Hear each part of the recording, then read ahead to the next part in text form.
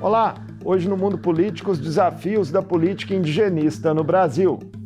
Qual a importância da criação do Ministério dos Povos Originários diante do desmonte de iniciativas e estruturas voltadas para as comunidades nos últimos anos? Que respostas à dramática crise humanitária no território Yanomami e outros focos de tensão enfrentados pelos indígenas cobram do poder público? Eu converso com Paulo Tupiniquim, coordenador-geral da Articulação dos Povos e Organizações Indígenas do Nordeste, Minas Gerais e Espírito Santo, a APOIME. Bem-vindo ao Mundo Político, Paulo. Um prazer recebê-lo e obrigado por nos atender aí em meio a uma viagem. Marcos, olá companheiros da TV Assembleia. O prazer é meu de poder estar aqui contribuindo aqui com essa entrevista. Paulo, vamos começar pelo drama no território Yanomami. O Brasil vivencia há algumas semanas, imagens e revelações chocantes aí da desassistência e de violações a direitos daquelas comunidades com áreas devastadas pelo garimpo. Quais foram as principais omissões que levaram ao cenário instalado ali com centenas de mortes por malária, desnutrição e um caos? Então, a terra Yanomami ela é uma terra indígena que foi demarcada em 1992.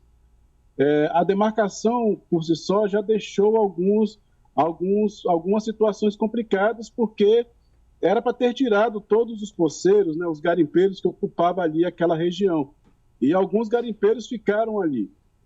Então, em 2015 e nos últimos 4 anos, o aumento dessa ocupação naquela área por garimpeiros foi de forma bastante expressiva.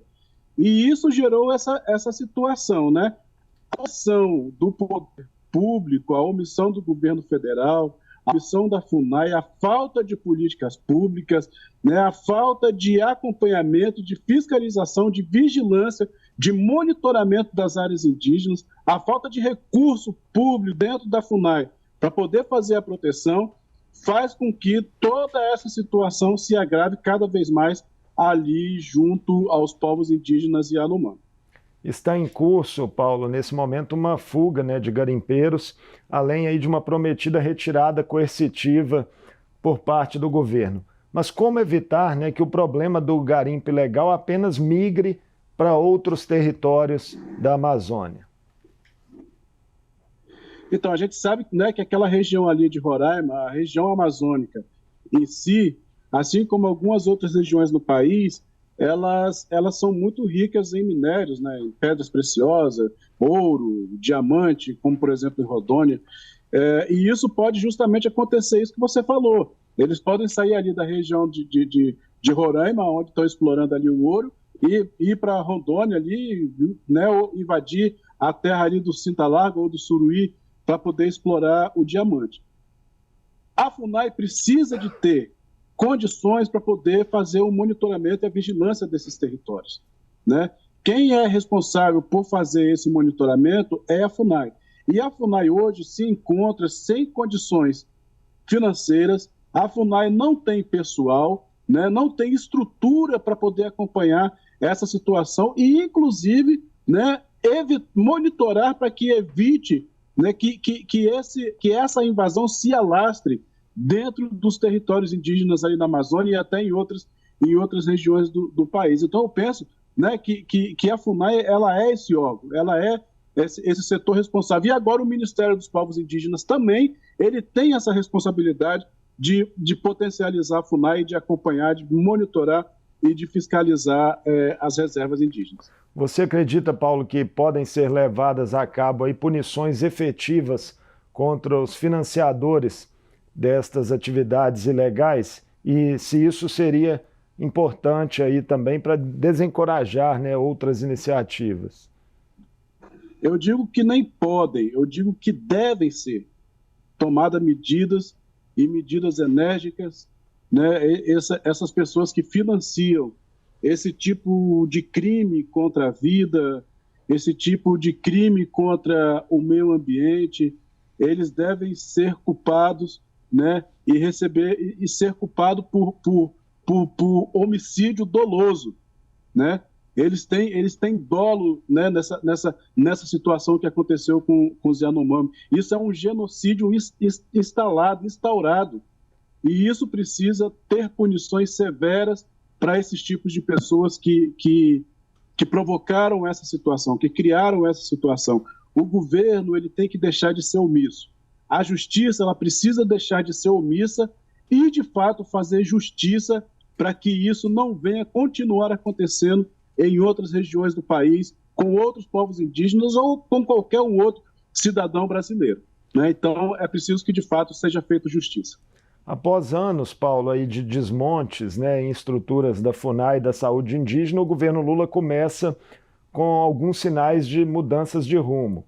Cacique Raoni, né, subiu a rampa, a criação do Ministério dos Povos Originários e a nova pasta e a FUNAI comandadas, né, por mulheres indígenas, Sônia Guajajara e Joênia Wapichana. Qual a importância simbólica dessas medidas e as expectativas, né, que geram para as comunidades de todo o país? Pois é, né, nós tivemos o prazer de receber o presidente Lula no acampamento Terra Livre do ano passado. O acampamento Terra Livre é a maior assembleia indígena que acontece no Brasil, né? A maior assembleia indígena do mundo que acontece no Brasil. E os povos indígenas receberam o presidente Lula e lá no acampamento o presidente, ainda candidato, né, se pronunciou dizendo que iria criar esse Ministério dos Povos Indígenas. Foi uma manifestação, foi um pedido do próprio movimento indígena que fosse criado um ministério. E o ministério se cria com uma expectativa assim, muito boa, uma perspectiva de esperança de que nós possamos mudar, né, conquistar e avançar em algumas ações, em algumas políticas públicas voltadas para os povos indígenas. Mas nós não podemos esquecer que hoje nós estamos dentro do governo, estamos junto do governo, ajudando a construir essa política indígena e indigenista. Temos que lembrar que no passado nós éramos os atiradores de pedra, que atiravam pedra naqueles que estavam na vitrine. Hoje nós somos vitrine. Então nós temos um desafio muito grande e precisamos ter muito cuidado e ser muito conscientes na gestão, naquilo que nós vamos fazer, para que nós não venhamos ser os alvos de pedras e sermos apedrejados, inclusive pelos nossos parentes, né? Mas ter muito pé no chão e manter sempre o diálogo com as nossas bases, com os movimentos indígenas, para que nós possamos construir uma política indígena e indigenista forte, em consonância com aquilo que é a realidade das populações indígenas do Brasil. Paulo, a representação indígena no Congresso também cresceu, mas o perfil geral do parlamento ainda é mais conservador, né, de centro-direita e com grandes bancadas ligadas ao agronegócio e a outras atividades econômicas de exploração de recursos naturais. Há risco de retrocessos em discussões, por exemplo, sobre legalização de mineração dentro ou próxima de terras indígenas? Então, Marcos, nós temos, são 513 deputados dentro da Câmara, né? Desses 513 deputados, nós temos duas indígenas que são ligadas ao movimento indígena e que defendem a causa indígena, né? Tem uma outra indígena lá também candidata, que foi candidata a deputada e foi eleita, né, com aproximadamente 5 mil votos, né? Mas que é uma bolsonarista e que sempre defendeu aí o genocídio, sempre defendeu o desmonte da FUNAI, o desmonte da CESAI, mas é uma bolsonarista. Então essa não vai defender nenhuma pauta indígena. Mas nós temos duas indígenas que estão lá no Legislativo, né, que é a Célia Chacriabá e a outra a Juliana Pancará de São Paulo, que estão lá dentro do Congresso Nacional hoje. Mas, infelizmente, ainda existe esse Congresso ainda, né, voltado aí contra as populações indígenas. Um Congresso ainda capitalista, um Congresso discriminatório, né, que não respeita a tradicionalidade, não respeita a cultura, não respeita a vida. Infelizmente, nós temos. Mas as duas deputadas que estão lá, elas não estão legislando sozinhas. Elas têm, junto com elas, né, um movimento indígena forte e organizado que vão estar sempre com elas para poder dar o apoio para que as pautas que elas pautarem lá dentro do Congresso, essas pautas elas possam ter força, né? Essas pautas possam trazer efeitos positivos aí para as populações indígenas, né? Então, assim, acredito também que, junto com elas, dentro do Congresso Nacional, ontem foi anunciada a criação da Frente Parlamentar em Defesa dos Direitos dos Povos Indígenas, né? E muitos deputados vão aderir e acompanhar e fazer parte dessa frente. Então, nós temos também aqueles deputados que não são indígenas, mas também que são aliados e que são defensores das causas indígenas.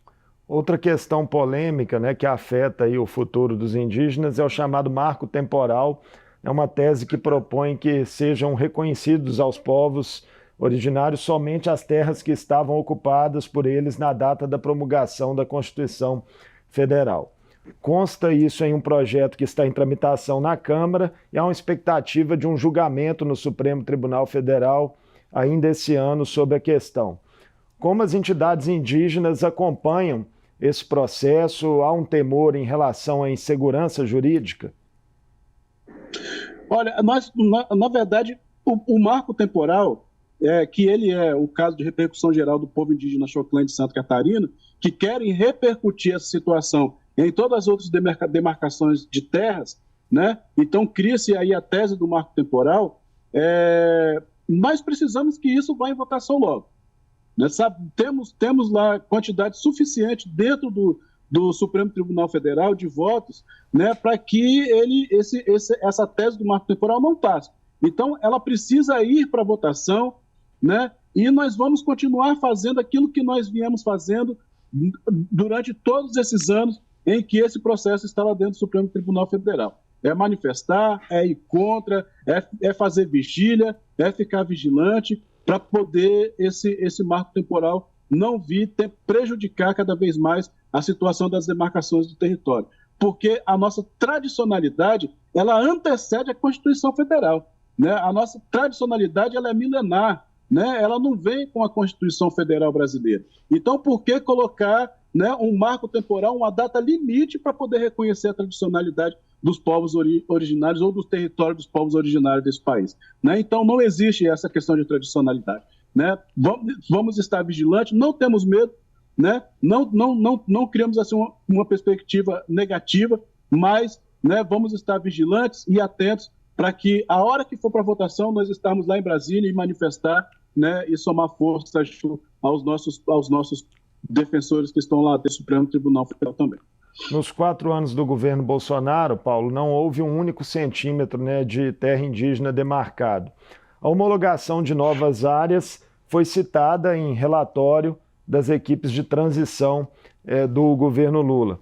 Por que elas seriam importantes, essas homologações? Pois é, né? Bolsonaro, ele cumpriu com a promessa de campanha dele. Falou que não demarcaria nenhum centímetro, depois corrigiu, falou que não era nenhum milímetro e não demarcou mesmo, pelo contrário, né? Conforme disse Ricardo Salles numa reunião que tiveram em abril de 2020, né? Eles deixaram a porteira aberta para que a boiada pudesse passar, né? Então não demarcou terra, mas os projetos de morte, os projetos de destruição, estes passaram, né? Consequência disso está lá a situação dos Yanomami. A importância de termos aí essas terras pautadas e demarcadas nesses primeiros 100 dias de governo é para que o governo, né, marque o início desse governo com essa política pública, com essa ação tão importante para as populações dos povos indígenas, né? Porque o gargalo territorial dentro de vários territórios que estão fora da Amazônia, como, por exemplo, no Nordeste, em Minas Gerais, né, no Sudeste em si, no sul do país, no Mato Grosso do Sul, no Centro-Oeste, né, ainda existe um gargalo muito grande nessa questão territorial, que está trazendo morte, que está trazendo violação, está trazendo violência, criminalização de liderança. Então, é importante que o início desse governo esteja marcado com a demarcação dessas 13 terras que foram apresentadas pela equipe de transição e que, no período de 4 anos, essas 13 terras possam ser ampliadas aí, o quantitativo delas demarcadas para os povos indígenas dessas regiões que estão fora da Amazônia também. Pois é, fora da Amazônia, tem alguma situação mais específica que você gostaria de destacar para ilustrar um foco de tensão aí hoje para determinada comunidade indígena? Eu gostaria de destacar aqui 2 situações, né? Uma é no extremo sul da Bahia, do povo indígena Pataxó, ali em Barra Velha, né? Que recentemente foram assassinados duas jovens lideranças por conta do conflito territorial. É um conflito que eles vêm ali já há mais de 40 anos, com fazendeiros que ocuparam as terras indígenas e precisa ter uma solução para aquele caso. Né? Já foram vários indígenas assassinados ali, vários indígenas criminalizados. Uma outra situação que eu trago é do Mato Grosso do Sul, do povo Guarani Kaiowá, né? Que também é um caso bastante emblemático. Eu já tive oportunidade, Paulo, inclusive, de cobrir esse caso dos Guaranis Kaiowá quando eu era repórter da Agência Brasil há alguns anos, né? E ali é uma situação realmente dramática, porque terras ali que pertenciam a indígenas foram tituladas, né, de fato, pelo próprio governo federal lá no passado, né, a produtores rurais. Tá, não, assim, né, a situação dos Guaranis Kaiowá, né, ela também é uma situação bastante emblemática. E existe uma política de governo, né, que fala que as terras indígenas que estão hoje ocupadas, né, pelos povos indígenas, estão ocupadas porque são terras tradicionais. Né? Eles conhecem, sabem onde é a terra deles, então eles estão ocupando para que eles venham ter o direito à terra. Mas só que essa política proíbe que para essa terra de ocupação vá uma saúde de qualidade. Então a CESAI não tem ação nesses territórios de ocupação, não tem uma educação de qualidade, né? Não tem água potável, não tem saneamento básico. Então os indígenas, os parentes, eles vivem uma situação de calamidade, né? Hoje, o foco da questão indígena está muito voltado para os Yanomami. E é importante que esteja, porque a situação dos Yanomami é uma situação grave. Mas é importante também que os outros povos que passam por situações semelhantes aos Yanomami, né, eles também possam ser vistos e possam ter ações voltadas para eles. Né? Semelhante a isso, nós temos o povo Machacali aqui em Minas Gerais. Né, o local onde eu estou aqui, inclusive. Né, o povo Machacali vive uma situação de vulnerabilidade social muito grande. Um povo que não tem moradia, que faz apenas uma refeição por dia. Né? Então, são situações que precisam ser olhadas pelo governo, que precisam ser denunciadas por nós, movimentos indígenas, né, porque são situações gravíssimas e que nós não podemos aceitar isso. Para fechar nossa conversa, Paulo, queria que, além dessa situação que você acaba de relatar aí dos Machacalis, você destacasse também outras demandas represadas dos indígenas, notadamente na área de abrangência da APOIME. Pois é, né? Uma das questões é essa questão territorial, que ainda é forte, né? Que nós precisamos retomar, né? E fazer as demarcações e o governo assumir o compromisso de demarcar o nosso território. Né? Um outro gargalo muito grande que nós temos aqui, que a APOIME está atuando, é nessa questão da criminalização e da violência contra as populações indígenas. Citei o exemplo aqui de 2 indígenas pataxó que foram assassinados, mas tiveram outros casos em 2022 de indígenas que foram assassinados. Então, nós estamos trabalhando em fazer denúncias internacionais. A nossa equipe do jurídico, né, está trabalhando, está fazendo levantamento de todas essas ações voltadas contra as populações indígenas e estamos denunciando em nível internacional. Fizemos a primeira denúncia na Corte Interamericana de Direitos Humanos da situação dos Pataxó, da situação dos Machacalis, né, que estamos aguardando agora o chamado para ver, né, se eles vão acatar ou não a nossa denúncia.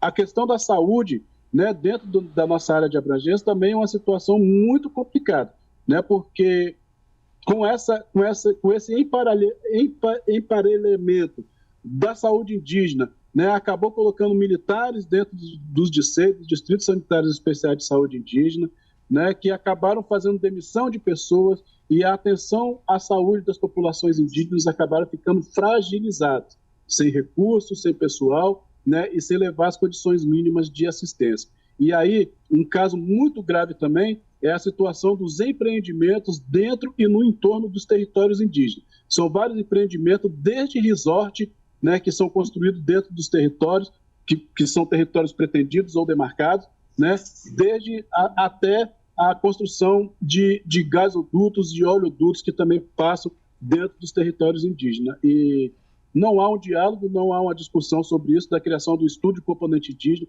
um plano básico ambiental indígena, para poder compensar ou mitigar, né, esses impactos que foram causados dentro dos territórios. Exemplo disso, eu trago aqui a situação de Mariana e de Brumadinho, né, que atingiu diretamente as populações indígenas e ainda não se resolveu esse problema entre os Tupiniquim e Guarani, entre os Krenak e entre os Pataxó aqui em Belo Horizonte. Um novo acordo de repactuação de Mariana está para sair, né? É importante que contemple também essa situação. Com certeza, sim. Sim, né? Assim, a gente entende que a Fundação Renova foi colocada nessa situação de Mariana para poder ser um enganador aí e enganar os atingidos, né? Principalmente as populações indígenas, né? Lá no Espírito Santo, onde é a minha região, inclusive, né, na minha aldeia, saiu uma discussão sobre a questão da indenização e a mitigação do impacto. Porém, né, de uma forma muito diferente daquilo que ela reparou os atingidos que não são indígenas. E isso acabou causando uma divisão interna, um conflito interno dentro do território, ou seja, então gerou um impacto sobre o outro impacto. E nós não estamos nem um pouco satisfeitos com isso, né? Já estamos fazendo denúncia, estamos fazendo as nossas ações aí, né? Porque essa situação precisa ser resolvida de uma vez por todas. Paulo, muito obrigado por nos atender no mundo político, né? São muitas questões aí relativas aos indígenas que terão de ser enfrentadas nos próximos anos. Boa sorte nas lutas da Proime. Valeu, Marco, eu que agradeço aí, me coloco à disposição aí, desculpa pelo transtorno de eu estar viajando, mas eu espero aí ter atendido as expectativas. Atendeu sim, obrigado também novamente pela gentileza de nos atender nessa circunstância. Eu conversei com Paulo Tupiniquim, coordenador-geral da Articulação dos Povos e Organizações Indígenas do Nordeste, Minas Gerais e Espírito Santo, a APOIME. Falamos sobre os principais desafios da política indigenista no Brasil, conduzida por uma nova pasta, a crise humanitária no território Yanomami e demandas represadas de outras comunidades originárias espalhadas pelo país. O Mundo Político fica por aqui. Obrigado por nos acompanhar e até o próximo programa.